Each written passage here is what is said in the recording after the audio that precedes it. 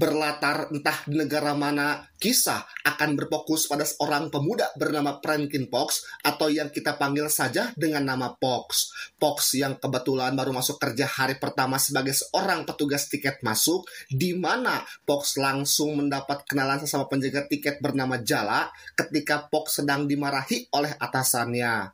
Employee didn't scan you properly. Louis, you shouldn't call women you work with, babe. Fox bahkan berhasil mendapatkan nomor telepon sekaligus mengajaknya kencan tepat nanti malam yang faktanya Fox bukanlah seorang petugas tiket asli melainkan menyamar menjadi petugas untuk bisa bertemu langsung dengan sang pemilik acara yang bernama Anton Burrell yang akan memperkenalkan produk kesehatan terbarunya. Yeah, there we go. Dan ketika Anton akan naik panggung, Fox langsung mencegatnya untuk meminta izin wawancara setelah acara selesai, yang di situ Fox sempat melihat cincin unik milik Burrell yang dilepaskannya dan dimasukkannya ke dalam saku baju. Not yours, is it? Entah cincin apa itu, Fox rela menunggu demi bisa mewawancarai orang nomor 1 di bidang teknologi tersebut. Lights, music, Anton Burrell sendiri merupakan seorang ahli di bidang teknologi dan juga kesehatan, di mana produk terbarunya adalah sebuah gelang kesehatan yang dinamai dengan Ray-Ban, sebuah perangkat yang mampu mengawasi kesehatan mental, psikologi, dan fisik seseorang dalam mengolah pola hidup sehat, mengingatkan kapan harus makan, tidur, termasuk boker, dan mengingatkan kapan harus beribadah untuk menjaga kesehatan mental. getting a Ray-Ban into your life. It has monitored your physiology. Dan tanpa semua orang sadari ada salah satu penyusup yang menyamar sebagai security dan bermaksud untuk membunuh Anton dengan alasan bahwa gelang kesehatan tersebut berpotensi mengontrol umat manusia, di mana Fox secara kebetulan berhasil menyelamatkan Anton dengan cara mendorongnya menggunakan meja. Pihak panitia pun berterima kasih kepada Fox dan tidak akan mempermasalahkan perihal keberadaan di gedung ini, yang ketika beliau pergi, Fox tak sengaja menemukan cincin milik Anton yang sepertinya terjatuh saat insiden tadi dan tidak sempat mengembalikannya karena Anton sudah keburu pergi. Fox pun mengamati cincin tersebut dengan seksama, yang ketika dia tekan bagian mata cincin berwarna hitamnya, tiba-tiba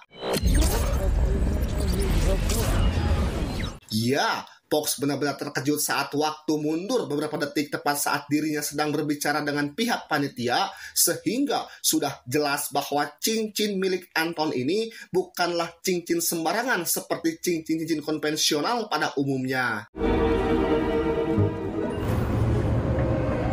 Tiba di kafe, Jala belum juga muncul sehingga Fox yang masih penasaran pun kembali memeriksa cincinnya, yang setelah beberapa kali melakukan uji coba, Fox akhirnya berhasil mengambil kesimpulan bahwa cincin ini seperti dilengkapi dengan semacam teknologi canggih yang bisa memutar waktu sekitar 57 detik ke belakang dan bisa digunakan lagi apabila proses reload atau pengisian ulang sudah selesai, yang ditandai dengan perubahan warna mata cincin dari warna putih ke warna hitam. There you go. Tak lama, Jala pun datang sesuai dengan janji, dan seperti yang sudah bisa Anda tebak, hubungan mereka pun berlanjut ke jenjang ranjang yang membuat keduanya sepakat untuk membuat komitmen. Sementara itu, mari saya perkenalkan Anda dengan sosok bernama Sig Torreson, seorang pengusaha farmasi yang bisa dibilang merupakan saingannya Anton Burrell, karena dengan munculnya produk gelang kesehatan milik Anton, maka perusahaan farmasinya mengalami penurunan omset akibat obat-obatan yang tidak laku lagi di pasaran. Dari video percobaan pembunuhan Anton, Sig tertarik dengan sosok Fox yang tiba-tiba muncul bak pahlawan. Menurutnya itu hanyalah settingan dan bagian daripada strategi marketing supaya produk gelang kesehatannya dikenal oleh masyarakat. Sig pun mengutus anak buahnya yang bernama Calvert, atau yang kita panggil saja dengan nama Ucup supaya lebih mudah diingat, untuk menyelidiki siapa Fox, dan jika itu terbukti settingan, maka mereka bisa memanfaatkan Fox untuk menjadi saksi demi bisa menjatuhkan perusahaannya si Anton.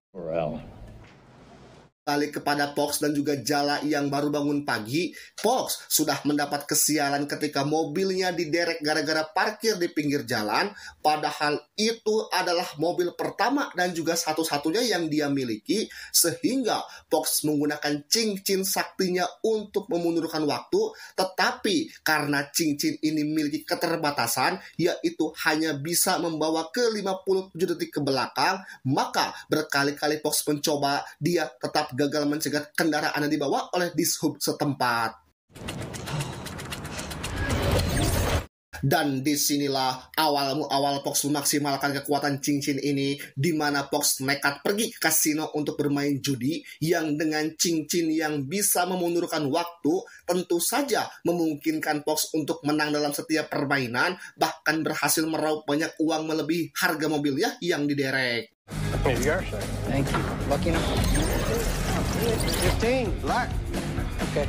Kemenangan sempurna yang diraihnya tentu saja memancing kecurigaan pihak keamanan kasino, sehingga Pox dicegat di parkiran, bahkan sempat dipukul dari belakang. Namun seseorang muncul untuk menyelamatkannya, dan orang tersebut tidak lain adalah Ucup yang diutus Sig untuk merekrutnya. And as a regular here. Sempat melakukan pendekatan secara persuasif, Pox nyatanya sudah lama menaruh kebencian pada perusahaan farmasinya si Sig, sehingga tawaran untuk bergabung di perusahaannya pun langsung ditolak mentah-mentah. Gotta tell you, it's just luck. That's it. Tetapi Ucup tetap kekeh di mana ia memberikan kartu namanya apabila suatu hari nanti Pox berubah pikiran. You decide you want to tell them that yourself. Awalnya, Pox tidak mempermasalahkan hal ini karena menganggap jika kematiannya adalah akibat dari kesalahan saudarinya sendiri yang sudah kecanduan obat tersebut. Tetapi ketika mendapat informasi tentang perusahaan farmasi Sig yang kebanyakannya ilegal dan tidak lolos BPOM, disitulah Pox mulai menaruh dendam dan berupaya untuk menyuarakan pendapatnya dengan cara menulis artikel yang berkaitan tentang kesehatan. Selesai menceritakan masa lalunya, Pox pun ingin menunjukkan sebuah hadiah untuk Jala yang meskipun baru resmi pacaran kurang dari 1 kali 24 jam, namun Pox yang sudah terlanjur cinta pun ingin memberikan sebuah hadiah spesial, yaitu seonggok mobil sport mahal yang dibelinya dari hasil bermain judi tadi. Dan saat itulah Pox mendapat panggilan telepon dari Anton sekaligus mobil jemputan yang akan membawanya ke kantor. Yang sesampai di lokasi, Anton langsung mengucapkan rasa terima kasihnya atas tindakan berani Pox yang telah menyelamatkan nyawanya. Dan hari ini dia akan menepati janji untuk diwawancara oleh Pox sesuai dengan permintaannya pada hari itu. Thank you, Ingram. Selesai tanya jawab seputar produknya dan seputar dunia kesehatan untuk bahan tulisannya, kini Anton mengajak Pox untuk membahas sesuatu yang lebih berat dan lebih mendalam perihal visi dan juga misi untuk masa depan, bahwa gelang kesehatan yang dipasarkan saat ini hanyalah langkah awal untuk sebuah terobosan baru yang akan mengubah sejarah manusia, di mana Anton sedang melakukan penelitian pada sebuah proyek rahasia, di mana proyek ini tidak hanya akan menjadi solusi kesehatan dan mengobati penyakit, melainkan akan menjadi pencegah akan terjadinya penyakit itu sendiri. Alternative would be nice. Come on. Anton juga yakin jika insiden kecelakaan, cedera, dan juga lain-lain bisa diatasi oleh proyek rahasia yang masih dalam tahap uji coba ini, Anton tidak bisa menjelaskan lebih jauh tentang proyek apa ini, tetapi dia menceritakan sedikit tentang awal dirinya memiliki gagasan ini, bahwa beberapa tahun yang lalu Anton tak sengaja menemukan sebuah zat yang mengandung partikel kuantum yang disinyalir mampu memanipulasi ruang dan waktu, di mana Anton percaya bahwa dengan beberapa penelitian dan uji coba, maka zat ini akan bisa menjadi solusi terhadap beberapa permasalahan, terutama kesehatan. That integrating AI with this stuff was burning in here. Sejak pertemuan dengan Anton yang visioner dan melihat jauh ke depan, Pox menjadi ketularan cerdas dengan akan menerima tawaran Ucup untuk bertemu dengan Sig, di mana rencananya Pox akan berpura-pura gabung dengan perusahaan farmasinya dan menyelidiki dari dalam tentang bukti-bukti kuat yang akan menghancurkan perusahaannya demi untuk bisa membalas dendam kepada orang yang telah bertanggung jawab atas kematian saudarinya. Could be a little bit of justice. Tiba di waktu pertemuan, Sig langsung to the point dengan menawari Pox untuk menjadi penulis pribadinya yang akan bertugas untuk membuat artikel yang berisi tentang hal-hal baik dari perusahaan farmasinya, di mana Pox yang tidak bisa menahan emosi akan kematian saudaranya pun nekat memukul wajah si Sig, tapi langsung diperbaiki dengan cara menekan cincinnya untuk memundurkan waktu. Sig yang sudah mendapat informasi dari Ucup mengenai bakat alami Pox yang katanya memiliki keberuntungan yang seolah bisa memprediksi apa yang akan terjadi, di mana Sig memberikan sebuah challenge dengan imbalan akan menerima Pox di perusahaannya dan akan memberikan upah dengan gaji sebesar $100.000 atau sekitar 1,4 miliar per bulan jika Pox bisa menebak apa yang akan terjadi setelah Sig bersiul. You took the words. Dan ya, metode yang Pox gunakan cukup simpel. Pertama, Pox hanya perlu menjawab asal dan mengingat apa yang terjadi setelah Sig bersiul, kemudian menekan cincinnya untuk memundurkan waktu, dan hanya tinggal menjawab benar sesuai dengan apa yang dilihatnya barusan.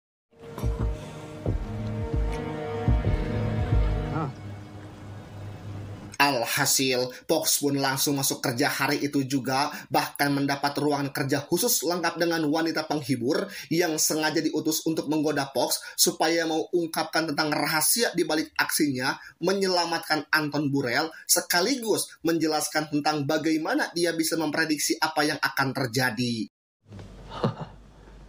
Dan ya, karena Pox adalah laki setia dan kurang suka dengan yang agresif-agresif, jebakan pertama Sig pun gagal untuk mendapatkan apa yang diinginkannya, sehingga rencana kedua pun dijalankan, yaitu dengan mengajak Pox dan juga Jala liburan bersama sebagai bagian dari pendekatan secara persuasif. Welcome aboard. Yeah, this is Mr. Thornton.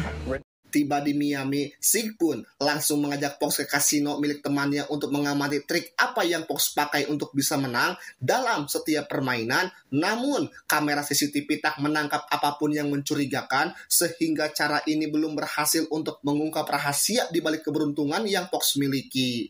Saat mereka sedang berkumpul dan mengobrol bersama, tiba-tiba saja ada pria asing yang datang menembak Sig dan dua anak buahnya, termasuk Jala, sehingga Pox dengan cepat menekan cincinnya.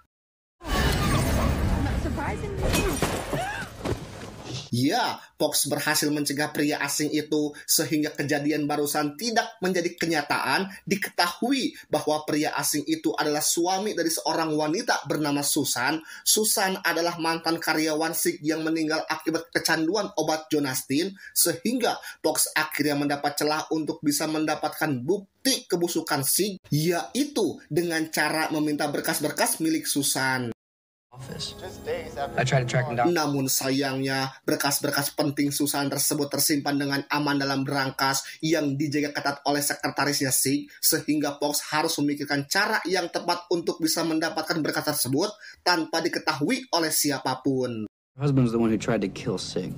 Tak lama, Sig pun menemui Pox untuk mengucapkan terima kasih atas kejadian tadi malam, di mana Sig mengajak Pox untuk keluar menggunakan mobil sportnya menuju sebuah tempat asik-asik, sekaligus ingin memberikan mobil tersebut sebagai hadiah atas apa yang telah dilakukannya. Dan ya, ada udang di balik batu. Sig rupanya ingin merusak kehidupan Pox dengan cara menghancurkan hubungan dengan Jala, sehingga Sig sengaja mengirim atau merekam momen maksiat tersebut untuk dikirim kepada Jala. I gave you a little something. Pulang ke rumah, Pox langsung terlibat pertengkaran dengan Jala mengenai kejadian barusan, di mana mereka berdua tak sengaja jatuh ke dalam sebuah kolam. Ya, Jala tak sengaja menyentuh cincinnya, sehingga membuatnya ikut mundur ke 57 detik sebelum jatuh ke kolam, sehingga karena sudah terlanjur, Pox pun terpaksa jujur mengenai keberuntungannya selama ini, yang tidak lebih berasal dari hanya sebuah cincin. You were touching. No, because we... I can show you again. No, don't do it again. Merasa dibohongi, Jala pun pergi meninggalkannya sendirian, sehingga Pox yang sudah muak pun langsung pergi ke kantor Sig dengan maksud untuk mengambil berkas-berkas milik Susan yang menjadi bukti kebusukan Sig. Namun, si asisten menolak untuk memberikan password berangkasnya, sehingga Pox menodongkan sepucuk pistol yang justru malah membuatnya teriak memanggil penjaga. Karena cara barusan tidak berhasil, Pox langsung membuka mulutnya sembari memaksanya menuliskan password tersebut, tetapi 7, 2. masih tak berhasil juga. Kali ini Pox tak segan-segan menembak paha si asisten agar mau jujur tentang passwordnya, yang setelah dicek, kali ini dia memberikan password yang benar, sehingga Pox hanya tinggal mundur lagi ke belakang dan menunggu si asisten pulang untuk bisa membuka berangkasnya secara diam-diam. Mr. Thornton. I did. It was very nice. Setelah semua bukti berhasil didapatkan, termasuk video rekaman saat Sig membunuh Susan, Pox langsung menghubungi kawan hackernya di mana semua bukti tersebut dikirim ke si hacker untuk ditampilkan pada layar monitor besar tepat saat pertandingan basket sedang berlangsung. Is all that? This is like a bunch of the addictive nature of his pills and nasty for all the death caused by knowingly. Setelah kejahatan Sig terbongkar, kini Pox hanya tinggal pergi mencari tempat yang aman untuk sembunyi sementara waktu, tetapi ya, Sig menculik Pox dan Jala untuk dibawa pergi keluar kota yang sebelum naik pesawat, Pox menyuruh Jala untuk tekan cincinnya dan ambil kesempatan yang tepat untuk kabur mencari bantuan. Tak seperti polisi India dan Konoha, polisi di kota ini datang tepat waktu sehingga ketika pesawat Sig memaksa lepas landas, salah satu petugas tak sengaja menembak satu turbin sehingga pesawat mengalami kerusakan yang sangat fatal.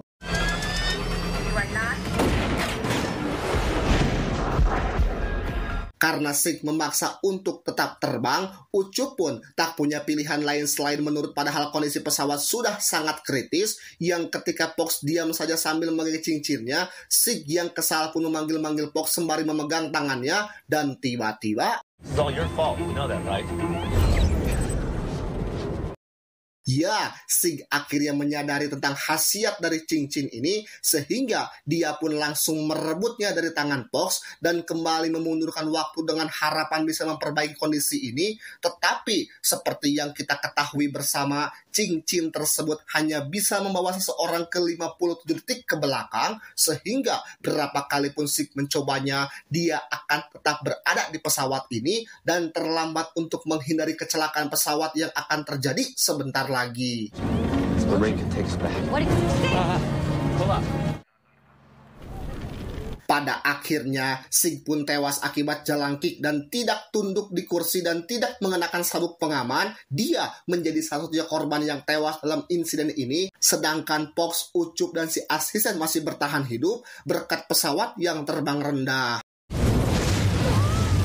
Tak lama, Anton Burrell pun muncul untuk mengungkapkan fakta yang sebenarnya bahwa cincin tersebut berisi zat partikel kuantum yang dikombinasikan dengan teknologi AI, sehingga siapapun yang menekannya akan mengalami time travel atau perjalanan waktu sejauh 57 detik ke belakang, dan Anton sengaja membiarkan Pox memakainya karena sejak awal pertemuan mereka di acara seminar, Anton merasa jika Pox adalah orang yang cocok untuk menjadi subjek uji coba terhadap cincin yang masih dalam tahap pengembangan ini. Terakhir, Anton mengajak Pox untuk menjadi partnernya karena setelah melihat tekad kuatnya, Pox diyakini adalah orang yang tepat untuk menjadi bagian dari proyek masa depan. Tetapi Pox yang sudah capek dengan gegelutan dan juga adrenalinan pun langsung menolak tawaran tersebut dan lebih memilih untuk menghabiskan waktu dengan Jala demi untuk bisa membina rumah tangga yang bahagia, gemah ripah, repeh rapi. No.